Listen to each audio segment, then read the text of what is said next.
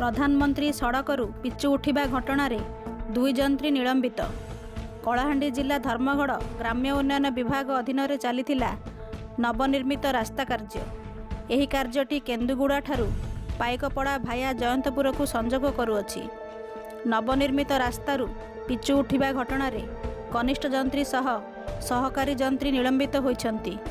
एही 15 किमी 700 मीटर रास्तार अटकल मूल्य 4,90,65,000 टंका।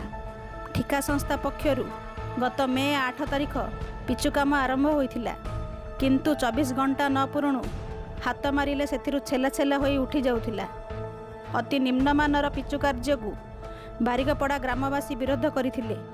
खबर पाई धर्मगढ़ ग्राम्य उन्नयन विभागर कनिष्ठ जंत्री और सहकार जंत्री पहुंची पिचु कार्य निरीक्षण करने सहित खबरटी गणमाध्यम प्रकाश पाइथिला।